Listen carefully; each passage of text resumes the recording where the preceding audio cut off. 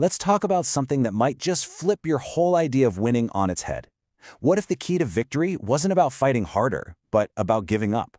Yeah, it sounds like a total contradiction, I know. But today, we're going to dive into a source that makes a powerful case for exactly that. The path to ultimate victory is actually found in complete surrender. I mean, just think about that for a second. It really challenges everything we're taught about strength and success. What if our entire approach to winning has been, well, backward? Let's explore this pretty radical idea that true, lasting victory isn't found in fighting, but in surrender. So, to really get our heads around this paradox, we've got to start with the battlefield itself.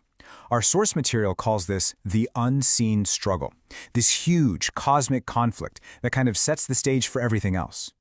So what exactly is this struggle? Well, the source defines the great controversy as this massive, ongoing, and invisible spiritual battle between good and evil. And here's the thing you've got to remember. This isn't some old story happening far away. No, it directly involves every single one of us.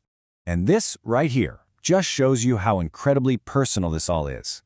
According to the text, this isn't happening out there somewhere in the cosmos. It's a battle that's raging all around us in the world, and just as powerfully, it's raging within us. You know, we've all felt that internal tug-of-war, right? Okay, so if the struggle is spiritual, what are the weapons? Well, this isn't a physical conflict with swords and shields. According to our source, it's a war of ideas. And get this.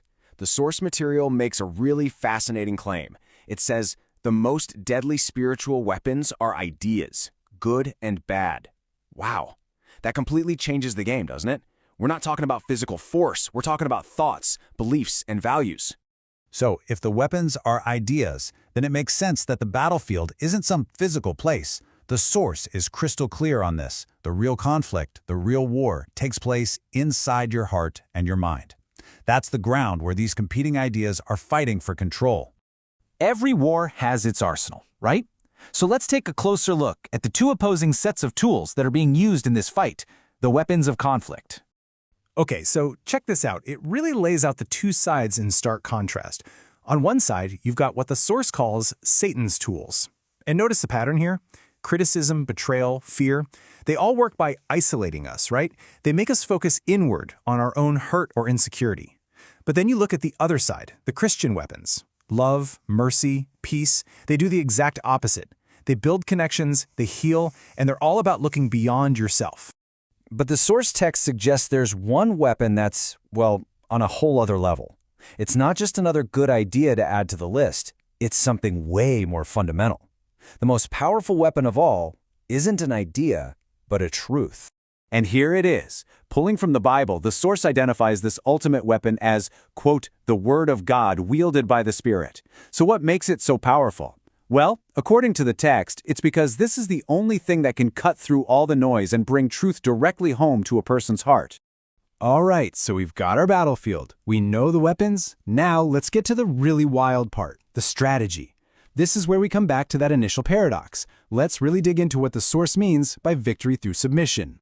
This quote, which the source highlights, really captures this whole counterintuitive strategy perfectly. To die is gain. Now, that sounds totally nuts at first, but it's not about physical death. It's about the idea of surrendering your own will, your own ego, for a much higher purpose. So, here's the big philosophical shift. So much of our world operates on this principle of might makes right. You know, the strongest one wins and they get to decide what's true. This strategy completely flips that on its head. It's all about right makes might. That real, true power and the ultimate victory actually come from lining yourself up with what is right, not from just using your own strength. The source actually breaks this down into a really clear three-step process. First up, the goal. You shift your focus from fighting for your personal rights to fighting for what is fundamentally right. Step 2 is the method, and this is that honorable submission to God's will. And this isn't about being a doormat. It's about actively choosing to trust a higher plan over your own gut instincts. And finally, the result? According to the text, this is the one and only path that leads to a real, lasting victory.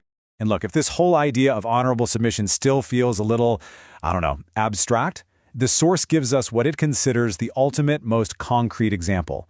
The blueprint for this entire strategy of winning by surrendering is Jesus Christ. And this all leads us to a final and honestly a really powerful point. because even though we're all caught up in this daily struggle, the source has a very definitive thing to say about the final outcome. The battle is already won. Let's be super clear on this point. While this spiritual conflict, this controversy, continues in our lives every day, the source material is emphatic. The decisive, ultimate victory was already secured at the cross. The war is over. The outcome has been decided. And this is what it really boils down to for you and me. If the big war is already won, what does that mean for all our smaller, daily battles? Well, according to the source, it means defeat is literally impossible when you're connected to the victor. It completely reframes every personal struggle inside the context of a guaranteed win. And so we're going to end with the source's own question, which turns all this information into something deeply personal. It's one thing to understand this idea in your head, but it's a whole other thing to live it out. So the question for you is, how can you, right now, in your life, draw real comfort and strength from knowing the victory is already won?